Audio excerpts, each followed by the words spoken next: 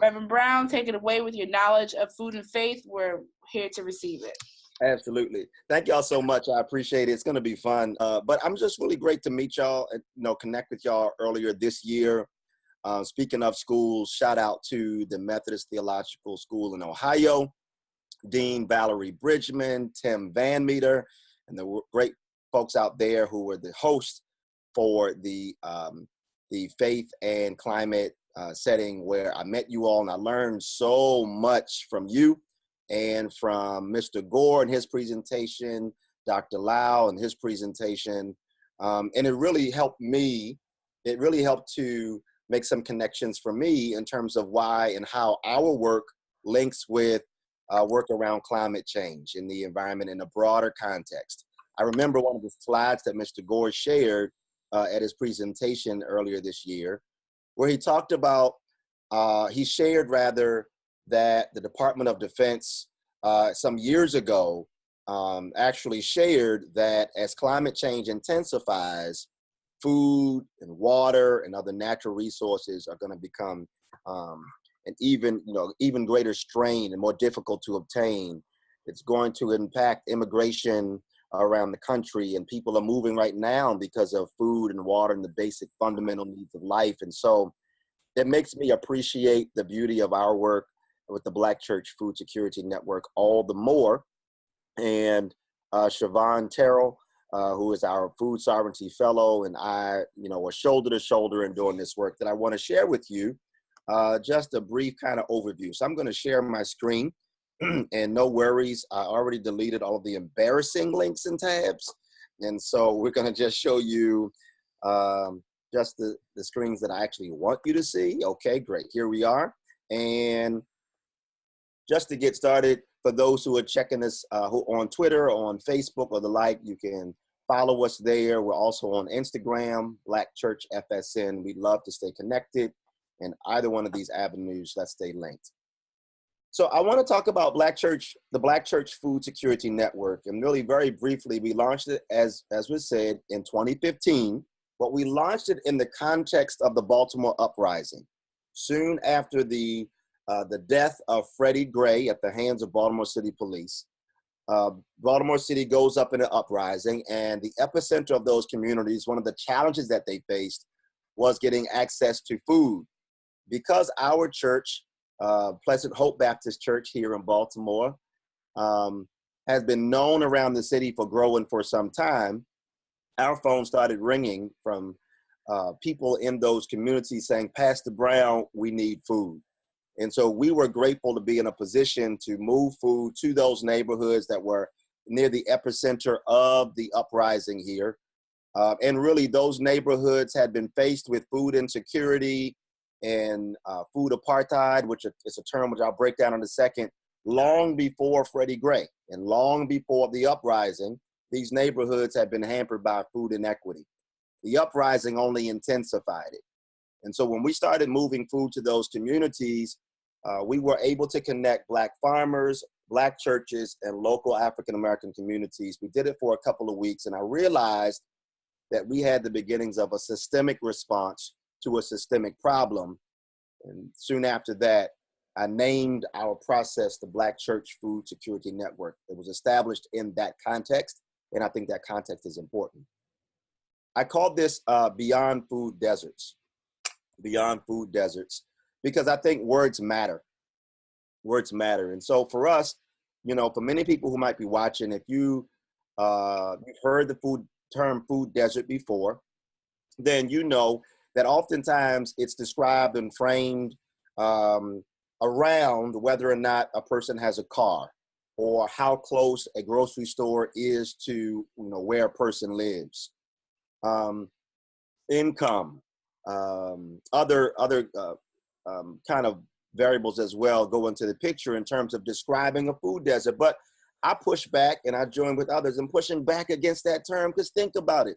If you label a community a food desert, you're starting from a model of deficiency, and that labeling can be very powerful, and it can take the air out of a room when it comes to trying to figure out what it is that we're going to do to solve whatever the challenge is going on in the neighborhood. And so we push back against food desert And we push back against the solutions that spring from the food desert mentality. Cooking classes, are they important? Sure. But there's an assumption sometimes that, you know, the people who live in these neighborhoods don't know how to cook. And so we got to teach them how to cook so that they can be healthier and get the food they need. But here's the reality of it. If you go to some of our most impoverished neighborhoods, neighborhoods that have been victims of political violence for generations, and you teach everybody in the neighborhood how to cook, that does not mean that it's going to transform the everyday lived experience of those in that community. Knowing how to cook and having some agency and ownership over your local food system are two different things. And so we even push back on some of these solutions. Another one is to solve the challenges around food insecurity in these neighborhoods. You just got to put a grocery store there. Well, that's a market-based solution. And anybody who is anywhere near the food business, you know that there are very slim margins when it comes to the food business. And so putting a grocery store in these neighborhoods is not necessarily going to be the solution either. And so we push back against those solutions. We push back against those terms. And I'm really grateful for women like Karen Washington, the co-founder of Black Urban Growers, where she helps us to evolve beyond the food desert language. And just for the sake of those who might be listening and not watching, I'll read the quick quote here that she says. She says, "What I would rather say instead of food desert is food apartheid, because food apartheid looks at the whole food system along with race, geography, faith, and economics. You say food apartheid and you get to the root cause of some of the problems around the food system." And so it's a more expansive term. It's also, I mean, it's a term that hits you and makes you pause and wait, right? You sit with that term. It's a heavier term. And I think it's fitting because the issues around food insecurity and food inequity, it's a heavy issue. And food desert all the time doesn't do it in terms of having us to honor and respect and revere how severe this issue is in so many parts of the country. Toward that end, food sovereignty is what the Black Church Food Security Network is driving toward. If we're framing the problem as food apartheid, we're framing the solution as food sovereignty. La Via Campesina, an international network and organization of farmers and landowners and those who are deeply concerned about climate change and active on different fronts. They say food sovereignty is the right of peoples to healthy and culturally appropriate food produced through ecologically sound and sustainable methods, and their right to define their own food and agriculture systems. It puts those who produce, distribute, and consume food at the heart of food systems and policies rather than the demands of markets and corporations. And so what we're really after is not even just food access. We're beyond food access as an organization. And we really believe that food sovereignty and more specifically, helping to set up micro food systems and local food systems is going to be better for communities, not just in providing nutrient-rich foods that's healthier for us physically, but even in engaging the issues around climate change. Mr. Gore helped to open my eyes to the degree to which industrial agriculture is a contributor to the emission of greenhouse gases in the world. The transportation of food from point A to thousands of miles to point B is a part of the problem. Big agriculture, et cetera. And so micro food systems where local people have greater ownership and not just access goes a long way, not just in mitigating some of the challenges of climate change, but also preparing local communities to strengthen their resiliency muscles to figure out these challenges, because in short order, we're gonna have to figure out these challenges more local in a micro way. Let me keep on pushing. Let me give you, welcome to my neighborhood, y'all. This is the aerial view of where I'm sitting right now. In the bottom right corner is the Pleasant Hope Baptist Church, and I'm here sitting in my office here. In that top left corner is a fresh food market. Now, why do I have it on the screen? It's on the screen because soon after I started pastoring, I realized that many of the people of my church were hospitalized because of diet-related issues.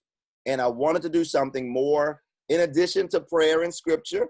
I wanted to do something else to help to engage that challenge. And so initially I went over to that fresh food market in the top right corner, and I was going to set up some type of partnership where their fresh food can get piped right across the street to our church. And I walked over there and I saw the prices of their produce, and I realized that there was no way that we would be able to regularly purchase fresh produce from there. And I didn't want to leave my congregation in yet another food charity project because I don't know where how this is where you are, wherever you're watching, but here in Baltimore, if you throw a rock, it's going to hit 10 food charity organizations before it hits the ground. The problem, though, is food charity initiatives are really for emergencies, right? There's an emergency need, and there's a soup kitchen, wonderful. There's a pantry, great. But you start running the problems when your emergency solution becomes your long-term solution. And so we didn't want to lead our church through another food charity program either. So on my way back from that fresh food market, I'm a little upset. I admit, yes, I was a little mad because this fresh produce was right there at my fingertips and we weren't able to figure out something in terms of a partnership. But as I walk back and I get near the front door of my church, this is what I see. And I walked past it many times. But on this particular day, with discontent bubbling up within me, I believe that God gave me a vision and pushed me to say, listen, if you can't afford what they have, use the land you already have and grow what you need. And so that's the vision that came. The right side of this picture, an elderly gentleman lived in the right side of that house, and he didn't like cutting his grass. And so he paid a dump truck to come dump rocks and stones all over his grass. The left side was owned by the church at the time. And we would do things from time to time there, but it had no ongoing purpose. And so what I ended up doing was I went inside the church. I said, hey, y'all, let's establish a garden on this piece of our land. The gentleman who lived in that house made good on a promise he made to me to sell me the house if he ever wanted to move. So he sold it to us. We got the land. The church members caught hold to the vision of growing our own food and starting a garden. And we've been able now over the past 9 years to transform this into this. This is that same piece of land. It is a 1,500 square foot garden right near the front door of our church. We grow collard greens, kale, tomatoes, okra, herbs. It's a very powerful, it's like the little engine that could. This little garden just keeps on going. And we're able now to grow our produce, bring it in the church, process it there in our church kitchen. And for many of our meals, we're eating the produce that we've grown right on our front yard, on our land. And I got to give props and kudos to this amazing woman on your screen. Her name is Sister Maxine Nicholas from Roanoke Rapids, North Carolina. She was a member of Pleasant Hope for 50 plus years. And when I came to the church and said, hey, y'all, let's start a garden, I thought it was going to be my millennials that got behind me. They had a young pastor ready for this food justice revolution, but it was not the young people. They came out like the first day, took pictures and selfies and groupies on the land, little pictures. They did it for the gram, as we say. But after that first week, they kind of drifted off. The problem is gardens demand your attention. And so it wasn't the younger people, it was the seniors of the church that came forward. And this woman right here was the captain of the bunch who helped to transform this land into the garden that it is today. She passed away recently, just November of last year. But her legacy and her memory lives on strong in our church. And I always speak her name out loud because of what she was able to do with our church garden.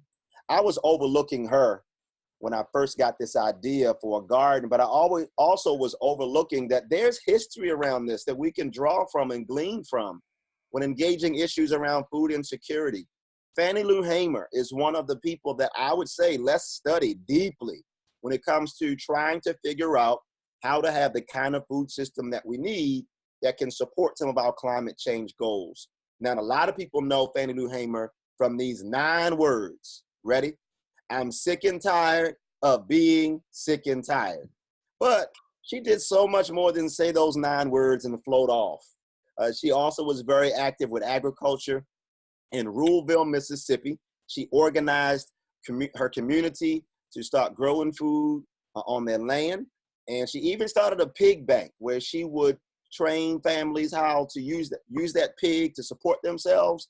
And they had to sign like a pig contract that said once your pig had piglets, you had to give 2 piglets back to the bank for another family to get those piglets and learn how to support themselves too.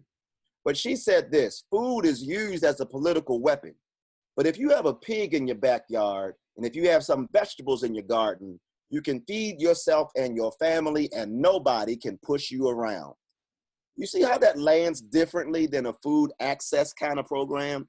Fannie Lou Hamer wasn't just talking about access. She was making comment about the social and political realities of her context and how food and agriculture could help to engage those issues and empower local people and local communities. She's a patron saint of our work. And the Freedom Farm Co-op, as I just spoke to, is a part of what she did. She founded it in 1969 on 640 acres of land. And there at the bottom of the screen, for those who are looking, that's where you see the bullet on the pig bank. I have 3 exclamation points right there, so you can tell I'm super excited about the pig bank. I think it's a great idea. Basically, y'all, if you've heard of Heifer International, she took their model and brought it domestic. And I think it's something that we should be looking at even today. Big props to Dr. Dorothy Height, because she was the one who put up the money to buy those first pigs and set things up for the families there as a part of that program. Her motto for the National Council of Negro Women, which she was a president of, was helping people meet their own needs on their own terms. So here's the idea that I got. The idea was to organize the resources of the Black church Black church community for an asset-based approach to food insecurity, an asset-based approach. And I'm going to turn my computer around just for a second to get some more juice in my laptop. But the idea came like, listen, if our one church has had so much success when it comes to growing food and getting people to have ownership over their local food system, then what would it look like if we worked with other churches and helped them to do the same thing, grow food, connect with farmers, bring your food system more local? And that's the idea. Now, I got to stop and say here that when it comes to the Black church community, a lot of people don't know what I'm talking about. I can't assume that everybody watching has ever been to a Black church. I will say, if you've never been to a Black church, don't die today. Like, get to a Black church before you die. Like, put it on your bucket list. It'll bless your whole life. It's like spiritual Zumba. You'll love it. And when it comes to Black churches, I say that it's the most sustainable institution in Black America. Historic African-American churches and denominations have been around in this country since the late 1700s. And from that time to this, they found a way to stick around, to stay around, to not just survive, but to thrive. They also own a lot of stuff. And let's not just talk about Black churches now. Talk about faith-based organizations in general, mosques, synagogues, wherever people go to pray and worship. What are some of the assets that they have? They have kitchens. They have parking lots. They have land. They have classrooms. And many times, especially when it comes to the church, these assets are utilized one day out of the week.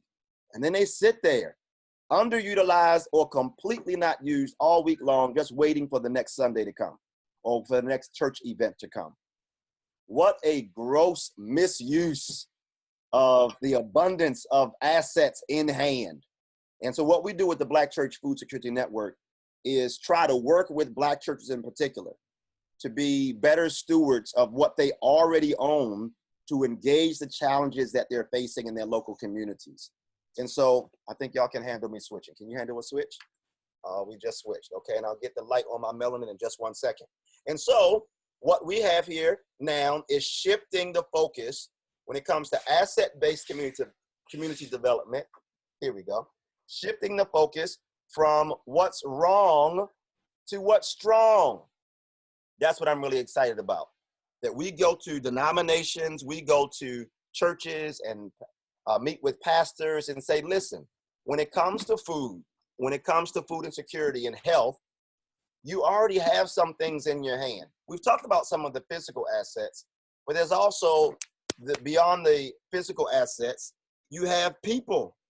Through this organization and work, we have had people rise up from the pews who are nutritionists, herbalists, planners, business, finance folks. And when you put all of this together, you really get to a place where you're moving from a position of what's going strong, what's going right in order to engage whatever your challenge is. So let me see if I can put on the video. Let me see if it works for us. Oh, wait, I'm sorry. So here's two of the main initiatives of our organization. And Alora and Andrew, y'all keep me on time. I'm a Black Baptist preacher. I can do this all day. Two main things we do.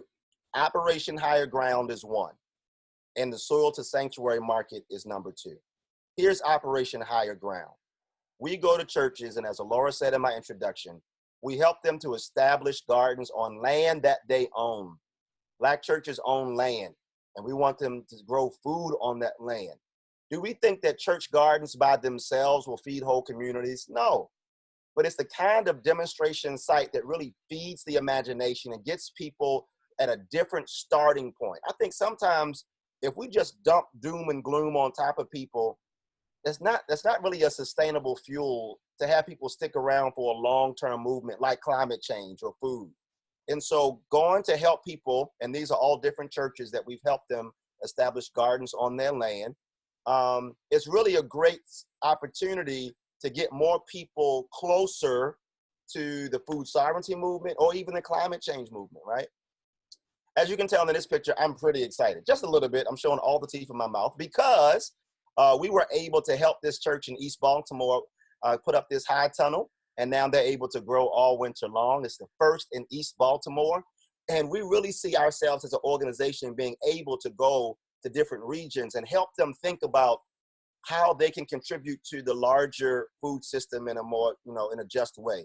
Maybe every church is not going to be a garden church, but there's many things you can do to help be a part of this systemic picture of how we create local and micro food systems. And so I'm pretty excited about that one. Here is a map of Baltimore City. The red areas are what we call food apartheid zones. People used to call them food deserts. But these zones there's economic challenges, education challenges, unemployment, et cetera, and of course, food insecurity in those communities too. The green circles, those are churches where we have established gardens or have agricultural projects on their land. If we come back next year, I look forward to showing you this same map, but I pray for the day when the green will override the red. And you can see more green than red because more and more churches are saying, we want to be a part of this. It's helping our members and local communities. Here's our other major initiative. It's called Soil to Sanctuary Market. On the first Sunday of every month, I transform my church into a mini farmers market. Right after worship, people come out into the fellowship hall and there are vendors lined up and people are able to buy directly from farmers and business owners, small business owners. And one thing about whether it's the synagogue, mosque, or church, or any kind of faith-based organization, after you worship, you hungry. There's something about spirit that makes people hungry. And so after church, we got that food right there waiting for them. They're gonna spend it anyway. Why not spend it with local farmers? Why not spend it with local small business owners? A part of what I do as well is I take my members to the farm. People are so detached from farms these days. Y'all know this. People don't know where their food comes from or how it was grown. And so we'll take our members down to the farm to actually eat straight from the ground and get fresh food in their mouth, like Austin Monet right here eating this fresh strawberry. It changed her whole life after she ate that strawberry. It was the first time she ever had a fresh one. We utilize our church marquee. We utilize it like a billboard. So we don't utilize, and I don't mean to step on nobody's toes, but we don't use, those kind of corny church messages. Y'all seen them before, like the corny ones, like, CHCH, what's missing? You are. Okay, stop with the corniness. Let's use our church marquees to really give messages that inspire and uplift. And so for us, we utilize our church marquee to promote our Soil to Sanctuary markets. Here's a picture of the market. We have people buying and selling. I'm gonna move up. We have children who come. This is one of my Freedom School daughters, who's a master chef, a child chef champion, and she sells and does demonstrations at the market and teaches us how to make some of her favorite dishes, which is really good. And even we partner with Muhammad Mosque number 6. And so our Muslim sisters have come over and they've done workshops at our market as well. So it's a real interfaith opportunity as well that we've seen some really powerful things. Great things about like sweet potatoes and carrots. They don't have like doctrinal differences. Like people aren't going to bat and going to war over how to eat a sweet potato. And so food can be a powerful thing that kind of brings people together. We've seen that in our work. And here's the video. Let me see if it'll play for us. Maybe. How Christianity started. It started as a movement that pushed back against structures that would keep poor people poor and sick people sick.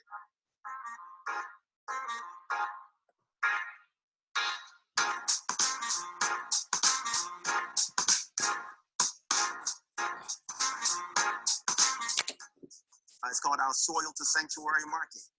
And we invite the farmers in. And we generally have around 6 to 8 vendors in total. We sing, we preach, we pray, we shout, we cry, we laugh. I give the benediction.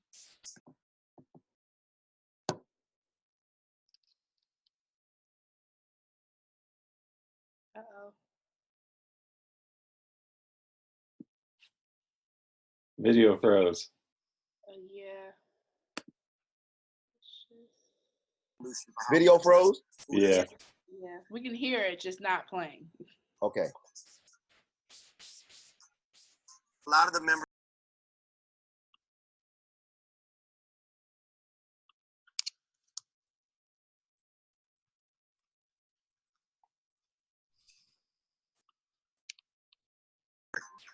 Here on the front yard of our congregation.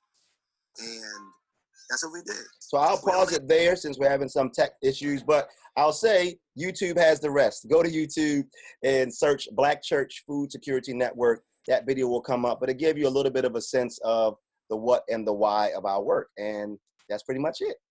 Ooh. And Reverend Brown, if you send myself or Andrew a link to that video, we can include it into the follow-up email to everybody who's registered for the webinar, so they can have easy access and check it out. Perfect. Perfect. Cool. Well, thank you so much, Reverend Brown. That was love listening to you talk, man. It's inspiring, and that the framework and the semantics of it all, right? Of the difference between a food desert and food apartheid, and those little pieces of, you know, how do we frame these issues and move beyond the traps of language into a fuller analysis of what this problem is, and then you can actually confront it rather than sugarcoating it. Got a couple questions, but I want to start with, you talk about like the difference of millennials versus your seniors and that approach. And how have you experienced that introduction of food, of fresh food, of farming, of that, and how have you seen that change a community or community's response to growing their own food? Yeah, it's been very powerful. It's been powerful to see people gravitate toward this work, walking through a door that honors their genius, their interest and expertise. And so everybody's not going to start growing food. We don't need everybody to grow food. But there is, the great thing about food is that it's such an expansive issue. There's an on-ramp for everybody. It's just really being attentive to the person and finding where their on-ramp is. So more specifically to your question, we've heard members at our church and our community talk about how their health has improved, how they've been excited to learn about natural ways to engage some of the health challenges that they have, what herbs do what things. I mean, this past Sunday was our last Soil to Sanctuary Market. Our next 2 in November and December are coming up. I'll talk about those maybe a little bit later. But we had a workshop on elderberry syrup, and the kitchen was full of people learning about elderberries, their health properties.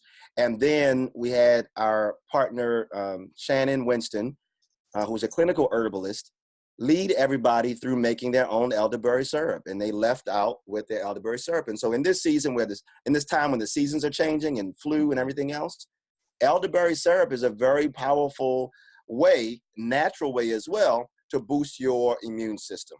And so when I hear people saying, I never thought about that, or my grandmother used to do that and I just wrote it off, but now I'm realizing my grandmother was right.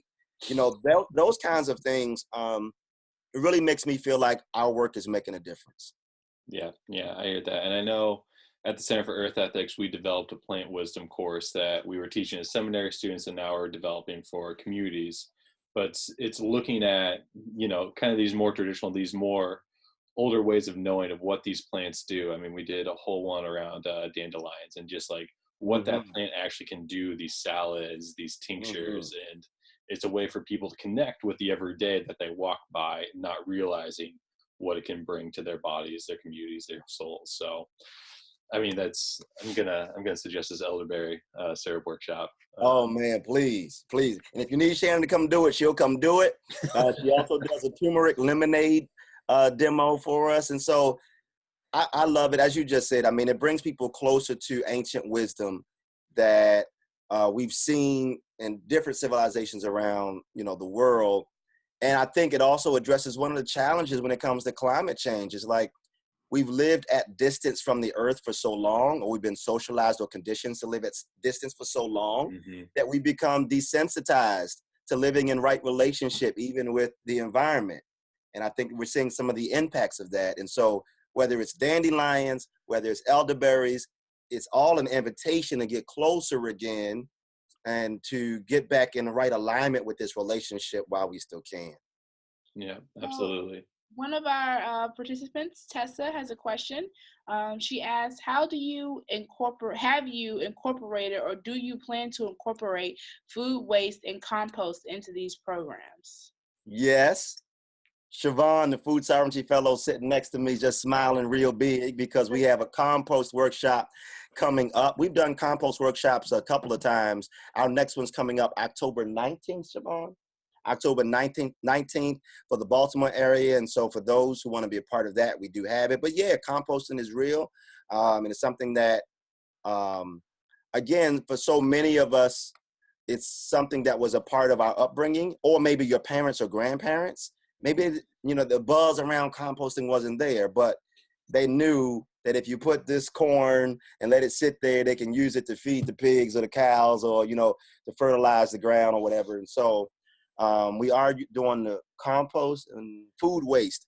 We're excited. I think Food Waste Week is coming up this month. Is that right? I think, Food Waste, Food Recovery Week is coming up. And so even just bringing that information to our churches, putting it in the church bulletins, talking about it, are things that we are excited about doing and putting on people's radar.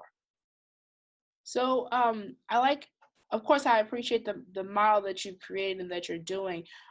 Every community and place of worship will have a different scenario. I can speak here from the DC area, as I've kind of told you before, we don't have space to do a lot of things. We're right on top of each other. My church, we may have 3 feet a yard. That's it, 'cause we're in the middle of the city. And as you have churches that are doing something about helping with food disparities, like mine does, a couple other ones. One thing we do is that we do give out food baskets just about every month to either senior citizens or folk in the community who don't have anything to eat. And we either get food that is donated to us from members or from like food banks, or we go to Costco and just buy a bunch of food. And how, if someone, you see what you're doing about not just educating about how our connection to food, but also that, a lot of the health problems we have are because we eat the wrong things. So how would someone go to their leadership at their church or place of worship and say, we're feeding people, which is great, but we're not feeding them the right stuff? And you're going to get the argument I got where is we want to buy more fruits and vegetables, but that costs more money. We can feed less people versus if we go buy in bulk from somewhere, get what we can feed 10 more families than what we could. So how would someone go to their, elected, their pastor or the person who's the head of their place of worship or even their community community entity that's feeding to people and say, you know, we got to go in a new direction with growing food and being healthier, and think about, you know, that cost ratio of, you know, how can we feed everybody healthy with what we have? Yeah, that's a great question. And so I would say that's where the real power of the network comes to play, right? Because if you're thinking about this just from your one individual faith institution, synagogue, mosque, church, or whatever, it might seem insurmountable trying to do it by yourself or trying to figure it out by yourself. But I've been to communities where there are 5 churches on the block and 3 or 4 out of the 5 all have food pantries. So the potential is there for collaboration, but we're not utilizing. So oftentimes we're replicating the same services, but if we would just open our minds to think, okay, well, what can we do together?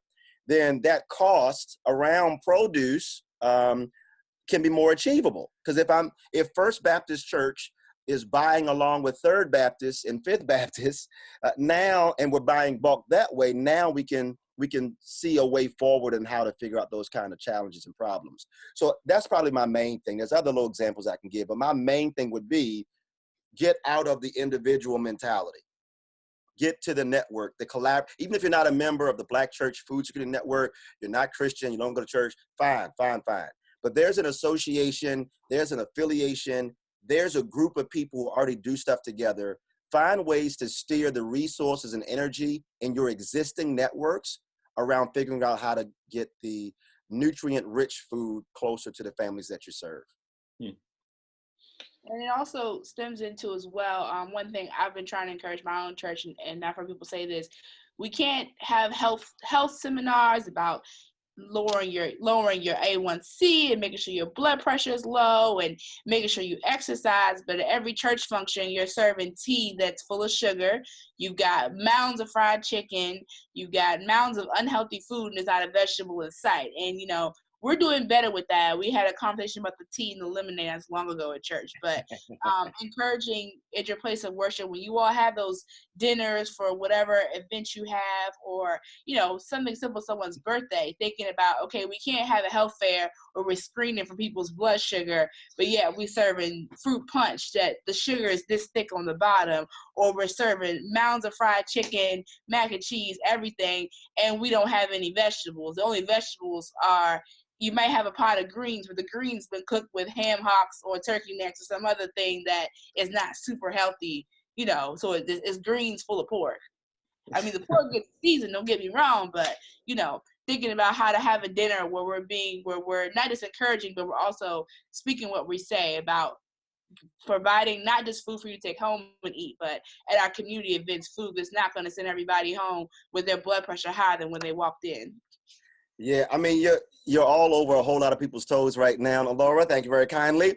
I would say that what happened for us here at Pleasant Hope was my body sent me loud messages that it was time to do some stuff different. And I started paying attention.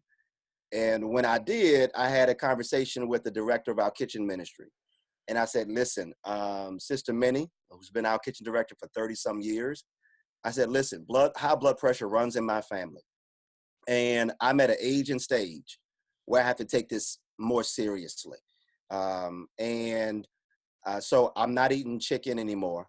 I've long divorced beef. Years ago, I broke up with beef. Turkey. I said, no chicken, no turkey. I can't do it. I'm a pescatarian now. And so Sister Minnie now makes me special plates when we have these church functions. But here's what happened. People started seeing my plate, and other members said, well, can I have what pastors having? And so it's beginning to sprinkle and spread out. One of the things that I've really learned to deeply respect is that people have a deep relationship with food.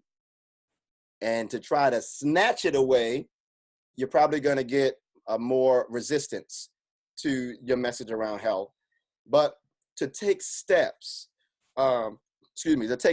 it really can be a powerful way to help people just see how you can do the same thing, but do it just a little bit different. I have been on the side of, back in the day, eating my fried chicken and having my vegan cousin look at me while I'm eating and make me feel terrible for eating my chicken. Now that's not a good emotional place to start when it comes to changing my diet. And let me just go ahead and confess, they say it's good for your soul. When I became pescatarian and started riding my bike 9 miles every day and working out, I would inch closer to also being that prideful kind of, very kind of, judgmental. I don't know why y'all are eating that. I think we got to be gentle with ourselves and gentle with each other. And from a people-centered approach, take the baby steps needed to get there to whatever nutrient-rich and healthy looks like for that person. Because sometimes, as y'all know, we got this profile of what it means to be healthy. And if everybody's not size 0, we say they're not healthy. And I'm grateful for the ways in which now we're more sensitive to the fact that bodies are different, communities are different, and we got to honor that difference. That's right. And I think, and to close out here, we've got a a note from Margaret that I saw, but it's this bigger question about, how are we growing solidarity and how would we grow this movement? So much of your work, you've got what you're doing in Baltimore, and that's big in itself, looking at these cities. But what's your experience been looking nationally of these groups in different cities who are all looking at the same problem, and are all scraping for these similar solutions? Have you found some sense of solidarity or ways of deeper learning that you can use in your community and transport to others? Absolutely. Siobhan and I travel the country, and we see and meet local community organizations, seminaries, denominations, and churches that are doing amazing things. And it breaks my heart when I realize that there's not enough spotlight going to the wonderful things that are happening in local communities, right? And so I have heard about the genius of Alice's Garden and Urban Farm in Milwaukee. And as best I can, I amplify their wonderful story. We feed off that inspiration. We feed off of what the solutions that people are coming up with on their own. And then because we have more of a panoramic view as an organization, we love I'm like a pollinator, Andrew. I'm taking stories from one city to the next city to the next city and saying, well, do you know what they're doing in Richmond? Or have you met so-and-so in New Jersey? Or what about such and such in Atlanta? And it's really serving as a wonderful space of innovation and inspiration and imagination for people as well. I'll also say this finally, I know time is on us. The reason why we anchored our work in the historic African-American community was because of the people, the history, heritage, resources, assets, and just the room that historically African-American communities have with autonomy to come up with your own ideas. And sometimes, y'all know this is true, when solutions get lobbed into other communities with no knowledge of who those people are or what those communities are really all about, that solution might last just as long as the grant is funded. But the minute the money runs out, that solution dries up. And so we've been blessed to anchor our work in an institution that comes with credibility, with currency, with capital in the community. And so I would say, I'm not trying to get everybody to come to well, maybe, you get the experience, get it on your list. But I pray that bigger than all of that, the wisdom is transferable as it relates to where are the natural people centers in your neighborhood. Chances are those who are closest to the problem are also closest to the solution. Go listen to them. They may not be on the panel at the conference. They're not being interviewed on the news or featured in the newspaper. But whoever's closest to the problem, likely they're closest to the solution as well. And I'm really passionate about listening to them and helping to highlight what people have figured out on their own and in their own communities. Love that. I really do.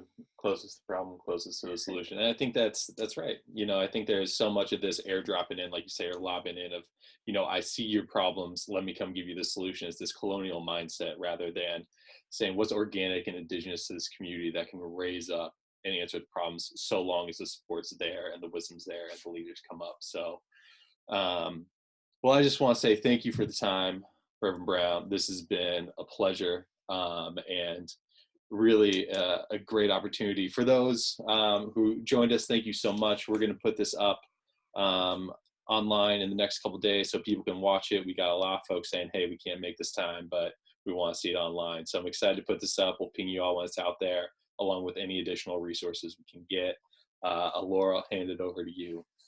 Yeah, like Andrew reiterated, thank you, Reverend Brown, for giving us some time today. I know the life of a pastor, community leader, scholar, adjunct professor is pulls you in several directions. So giving us an hour and some change is most appreciated.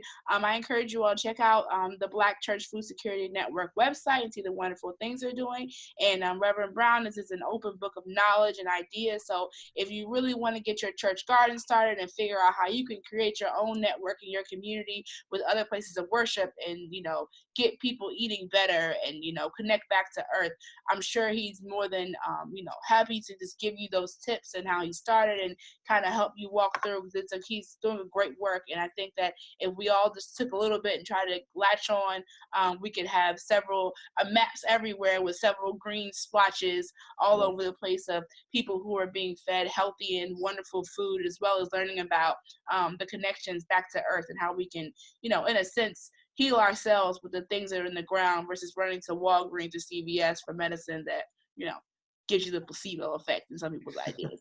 But like Andrew said, it's going up on the Center for Earth Ethics website. I'll also be sending an email out to everybody that's registered with a recording of the session, as well as a link to Reverend Brown's video, as well as some other information about us and Reverend Brown. I will give them some easy contact information for you, so hopefully you don't get too bombarded, but some stuff that he and his wonderful right-hand person Siobhan can answer, because she handles the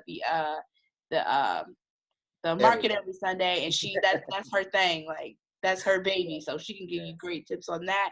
And please feel free to reach out to myself or Andrew with any questions about the work we do. We're always happy to meet new people and figure out new collaborations and new projects to focus on educating people about environment and climate issues. So I think that's it from me. Yes. Any final words, Reverend Brown? Well, thank y'all so much, y'all. Listen, let's do some more in the way of dreaming in a positive direction on engaging these big challenges of the world. And no matter what comes out in the way of all the challenges, we don't have to have our heads in the sand. They are real. And we bring some real assets to the table with figuring this stuff out as well. So I'm just grateful to be connected to y'all and everybody watching. We're going to figure this out. I'm excited about it. All right. Well, on that note, yes, sir. And thank you, everybody. Enjoy the rest of your day, and hope to be in touch. Thanks, everybody, for joining us. Bye. See y'all. Peace.